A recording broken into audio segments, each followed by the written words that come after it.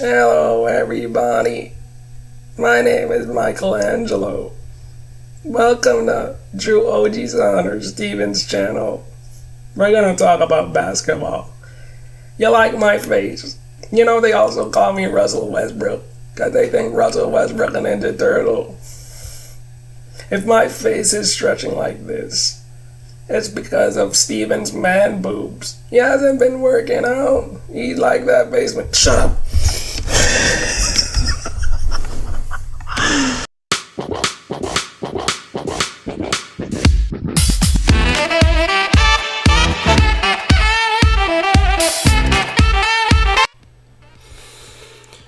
Well, what's good everyone? Did you like that intro? I hope it drew you in. But anyways, welcome back to my channel. If you've been to this channel or if this is your first time here, then welcome. I'm glad that you're here. My name's Steven, and you can also call me by the name of this channel, which is drew-ojisan. And how fitting this name, because that name is in Japanese, and in English that means Uncle Drew. And right now we're gonna talk about some basketball, because that's what Uncle Drew is, young blood. If you don't know what Uncle Drew is, that's Kyrie Irving's nickname. The Boston Celtics point guard, basketball player, greatest ball handler ever, stuff like that. Greatest point guard. No, I'm just kidding. But welcome back to my channel. For the last video I did was really long, and hopefully with this one it's gonna be really short. But the last video I did was Doki Doki Literature Club. That was a 15-minute special, and it was ridiculously long. It might have been boring because it's all dialogue. It's very dialogue heavy, but I tried making it entertaining with some voice acting. So if you want to see that, I'm gonna put it right here, and let's just get on with what I want to talk about right now. This is the best time for basketball season, especially if you're an NBA fan, and I'm excited as well. No, not really, because my team, the Celtics, they turned to a hospital. But anyways, anyways. I did that in the last video. For every time I say that, take a shot, but I almost did it that time.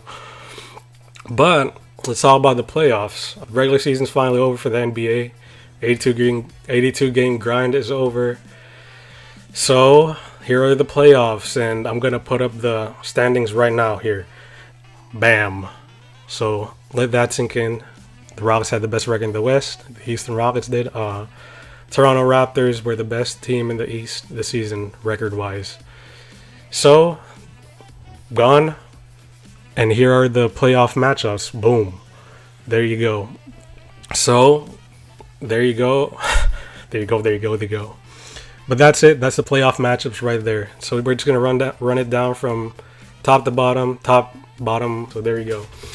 So let's talk about the Rockets versus the Timberwolves. The last time they met was in the 1997 first round. I think that was the first time they went to the playoffs, when Kevin Garnett was still a baby, and they totally got annihilated by the Rockets, who had Charles Barkley, Scottie Pippen, Hakeem Olajuwon, and Clyde Drexler. And they swept them in a best-of-5 series. They won that 3-0. And in the regular season, Houston won 4-0. And I'm going to take the Rockets over the Timberwolves in this one, and I'm going to take them in 5.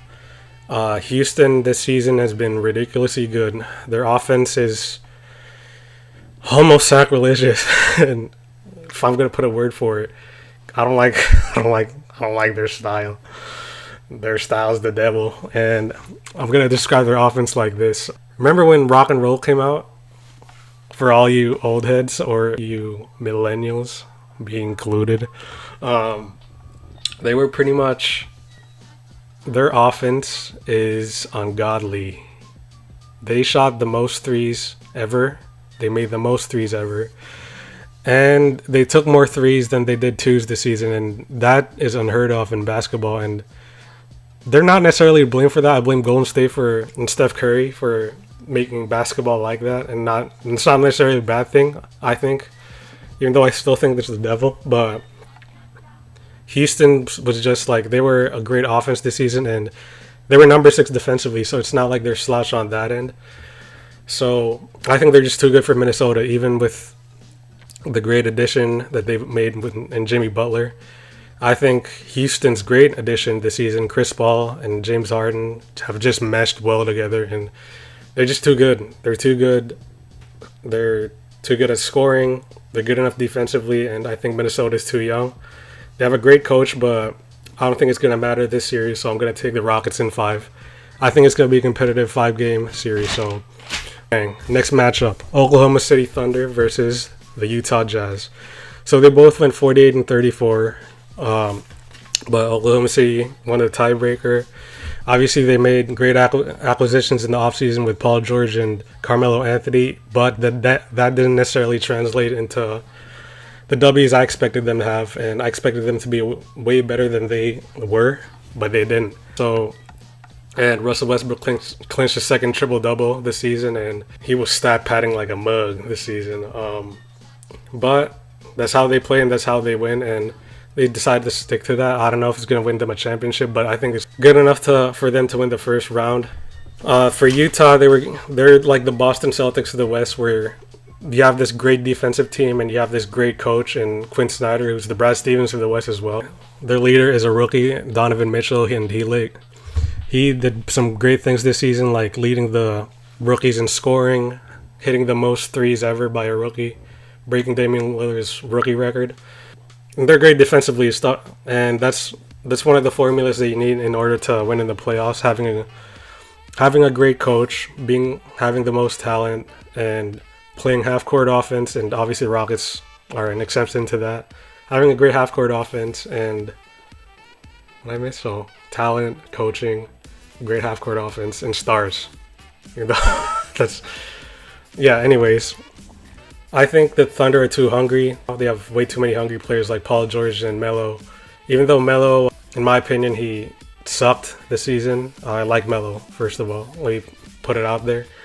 But he sucked, but he's still hungry. And Steven Adams is obviously still really good. And Rudy Gobert, even though he's returning to the Jazz, I don't think it's going to matter. So I'm going to take OKC in 6. Next series, it's not it. This is it. Portland versus New Orleans. Portland was one of the hottest teams coming out of the All-Star break. Damian Lillard was phenomenal MVP-wise, and I didn't know they were ranked number 8 defensively. They're really good, like defending the paint as well. Led by Yusuf Nurkic down there, but the train that makes them roll is Damian Lillard and CJ McCollum. I like both those players, but they're phenomenal offensively.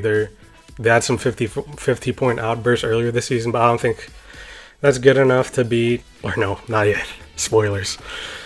But they don't play a defense I need to see out of them. So that's the reason why I'm gonna take the Pelicans this season, or the series. They were top 10 on offense. They played the fastest pace in the NBA. I don't think that's gonna translate to a championship, but it's good enough for them to win this series. Anthony Davis had himself an MVP season, especially after the All-Star break and after DeMarcus Cousins fell prey to an Achilles injury. God rest his soul. He's still alive, but he's still here. But that's not necessarily the reason why I'm going to take the Pelicans. Not just Anthony Davis, Rajan. They have Rondo too, and he's going to be an X factor. Playoff Rondo's a beast, and we saw that last year with the Bulls when they played the Celtics. They won the first 2 games. I thought they were going to sweep them. That's how good Rondo was. And Drew Holiday's an improved player. I think this was his best season since he left from Philadelphia. And so, yeah, Portland's well coached, and so is New Orleans. And Portland's slightly better coached, but I think New Orleans is more talented than they are. And I think that's good enough for them to win this series. And obviously, Rondo's won a championship. He's been to 2 finals. And I don't necessarily know the other players that they have because I haven't really watched them enough, but they're good enough to win the series. So I'm gonna take the Pelicans in 6. So next series is going to be, where is it? Oh, here it is. Sorry guys. The next series is gonna be the Golden State Warriors versus the San Antonio Spurs. Golden State at the end, they were shockingly, they weren't as engaged as they were in the past couple of years, but they still managed to reel off 58 wins. And Golden State was unusual this season. Like, Kevin Durant got ejected, and he became I mean, off the court, I'm not gonna talk about him that much, but he's a much different person. But his offense is still off the charts, and he's still one of the greatest scorers ever. But his defense improved, and Draymond's shooting has dropped a little bit, his 3-point shooting especially, but his defense doesn't necessarily reflect on the stats. But I think he's still impactful, and everyone else is still there. They don't have Steph Curry right now, but I think they're good enough to win this series. And obviously they're still ridiculously talented, and they're still well coached. They still have the best system. And Spurs, they're very well coached. Obviously Greg Popovich is one of the greatest coaches in NBA history, but they don't have the talent to keep up with Golden State. And I think Golden State is going to turn off a switch, and this series is not going to be as competitive as a lot of people think. I think it's going to be a sweep, just like last year. And they met 3 times, sorry. Their last meeting was in the Western Conference Finals. Golden State won in a sweep when Kawhi fell down. And if Kawhi comes back this season,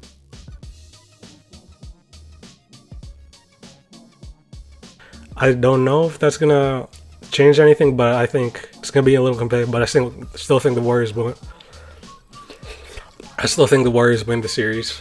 So I'll take Golden State in a sweep. The first matchup in the East Conference, the number 1 seed Toronto Raptors versus the number 8 Washington Wizards. Toronto's ridiculously improved this season. They're probably the second most improved team in the NBA this season, behind the Rockets. And they pretty much had a culture change. They shot more threes in comparison to previous years. They shared the ball more, and they were like top 10. Let me see. I know they were top 10 in assists. So they pretty much share the ball, and they have one of the deepest bench in the NBA, if not the deepest. And Washington has been disappointing, to say the least, for me. Yeah, they were one of the most disappointing teams this season. I thought they have the talent to win the East, but didn't necessarily translate to that. John Wall wasn't as good as he was in previous years. Some people attribute that to him having a knee injury this season, but even still, I thought I hold him to a high standard, and he just wasn't as good. Beal still improved, which is nice, and the young guys that they have, Porter, Gortat is still there. Satoransky was a surprise this season. I still think they're good, but I'm going to take the Raptors in 6. They're just better coached. Their offense better fits today's NBA, so I'm going to take them in 6, and I think it's still going to be a competitive series. Playoff meeting they had was in round 1. Washington swept them. That was when my man Paul Pierce. I got a game. No. Yeah, so that was the last time they met, and again, I'm taking the Warriors in 6, a competitive 6 games. Next series, not that, this one. All right, I'm gonna take, or not yet. So the next matchup is gonna be Cleveland versus Indiana. The regular season, Indiana won 3 games to 1. They won 3 games from the Cavs this season, and the last time they met was last year in round 1. And let me just put it this way: Indiana, just go away already, because you're not beating LeBron in the first round. And this is one of the most interesting things I did researching the playoffs this season. So let me just tell you how good. And first of all, I hate LeBron, but I respect him because I'm a Celtics fan.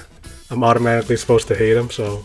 But let me tell you how great this guy is. Okay, so ever since LeBron lost to the Celtics that was the first time he left the Cavs, right? That was in 8 years. 8 years, yeah. 8 years ago, that was the last time LeBron lost in the East, okay? So that being said, LeBron's playoff series win-loss record in the East is 21-0. Think about that. He's won 21 straight playoff series in a row. That is insane. I don't think not even Michael Jordan has done that. Remember, he lost to the Magic? And I know he didn't lose a playoff series after that, but LeBron hasn't lost a playoff series in the East in 8 seasons. Think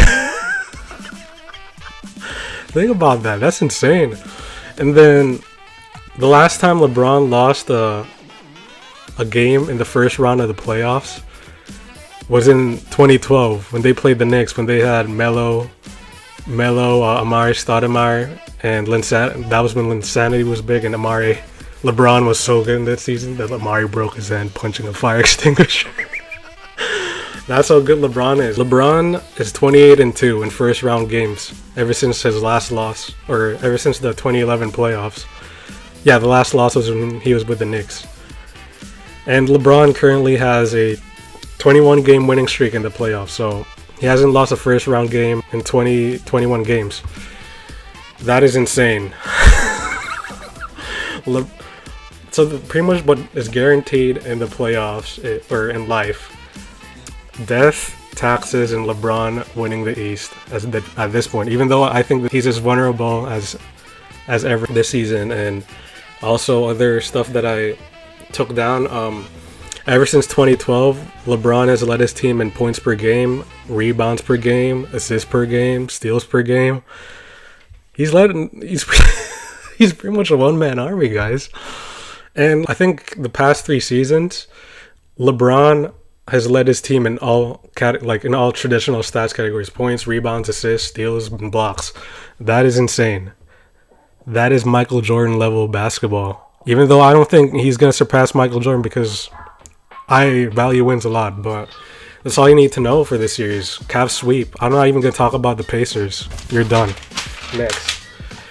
Philadelphia versus Miami. Philadelphia closed out the season very well. They won 16 straight to close out the season, but I'm going to not value that as much because they beat a lot of bad teams in winning those 16 games, but I still have a lot of good things to say about them. They play fast. They're the most fun team in the NBA.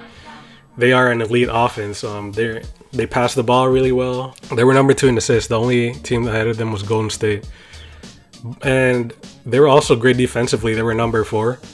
And they protect the rim very well, and they're very long. They have Sarge, who's like 6'10", Embiid's 7'2". I don't even know how tall he is. Ben Simmons, who's 6'10", Covington 6'9", Rashawn Holmes 6'10", and they're the most talented team in the playoffs, or in the East, I think.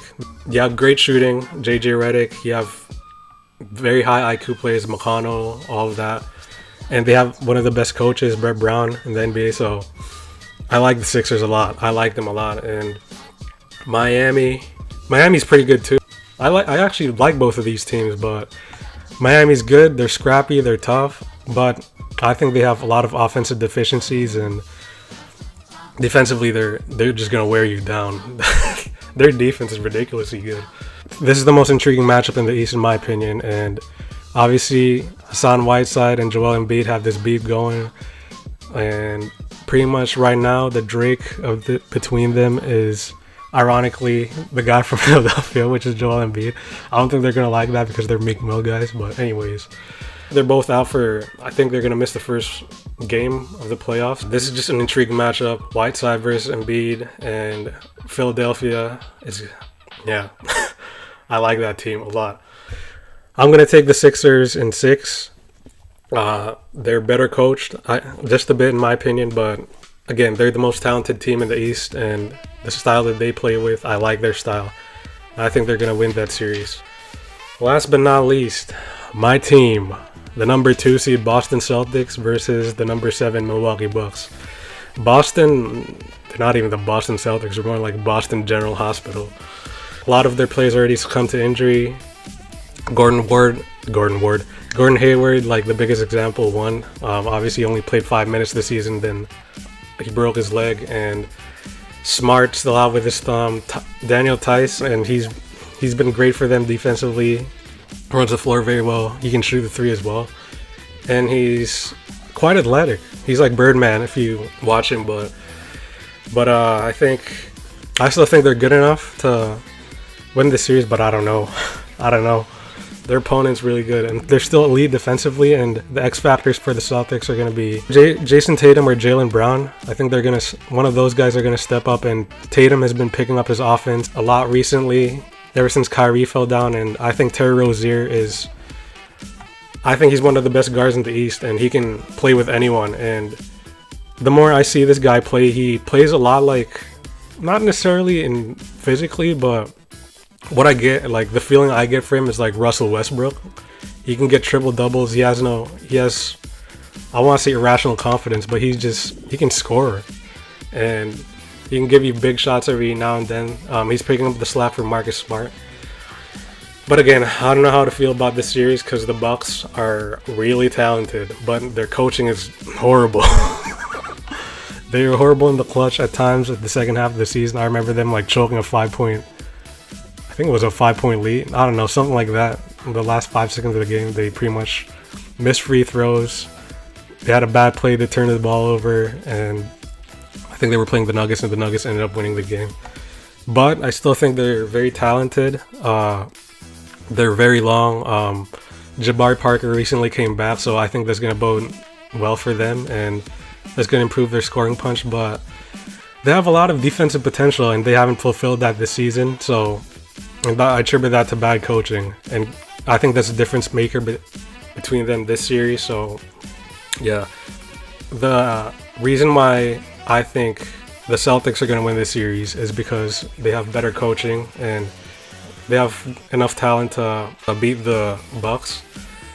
And I'm still iffy about the series, so I'm gonna take the Boston Celtics in 7 games.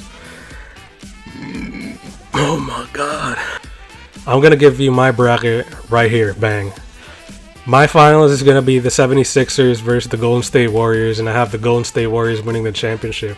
First of all, I have the Sixers winning the East because they have enough talent to beat the Cavs, and who I think they're gonna meet in the conference finals. They're good enough to win. They have the talent to beat the Cavs, and they have the coaching to beat the Cavs. I think the Sixers have better coaching than the Cavs. Brett Brown's a better coach than LeBron James. LeBron, the coach, the GM, the owner, the trainer, the doctor. Sorry, I said my rant about LeBron, but yeah, I think the Warriors, the Sixers are good enough to win the East this season. I think this is the only chance they got, because I think Boston's going to be better next year. I still don't know how to feel about Toronto. I still don't know what's going to happen in the offseason, but Boston has all their players back. But anyways, the Sixers are long again, and their defense might catch up to their offense, but I don't know if it's going to be enough to beat this Sixers team. And this reminds me a lot of the Thunder versus the Heat, the 2012 finals, where the Thunder had Kevin Durant and James Harden, Russell Westbrook, Serge Ibaka. Anyways, before I get in a rant, so like I said, the Sixers are good enough to win the East, and I think they will this season. I don't doubt LeBron James one bit. I think he can still easily win the East, his conference, until he loses. I think the Warriors are going to beat the Rockets. Again, I think they have a switch that they're going to turn on this first round, and I think they're going to ramrod everyone through the Western Conference playoffs. I think there might be a lot of that 2001 Lakers team where the regular season was not that good, but in the playoffs they obviously went 15-1 until the Warriors beat that last year. And I think the Warriors are going to pull off the same thing and just play their best basketball at the right time. And between the Warriors and the Sixers, I'll take the Warriors. Warriors are just too good. They're too experienced, and the 76ers are too young, and I don't think they're experienced enough to beat them. And some people say experience can be overrated, but not only are the Warriors experienced, but they have stars. Kevin Durant's an MVP, Steph's an MVP, Kevin Durant's a Finals MVP, and Draymond's like insane at defense, and obviously they still have Clay. So that's my playoff predictions, my first round especially. If you like the video, leave me a thumbs up. Please sub. I think I have 3 at the moment. 6, something like that. Again, I posted a video before this, the Okie Dokie Literature Club. Pop us right here. Watch it, 50 minutes long. It's gonna be boring, but it's gonna be fun at the same time. And I'm gonna record the next part soon, and the next part's gonna come out soon. And yeah, leave a comment. Leave any criticisms that you have, constructive criticism that you have for me, and any funny comments, DM me, stuff like that. Anyways, that's it, guys. I hope you like my playoff predictions. I'm out. Bye.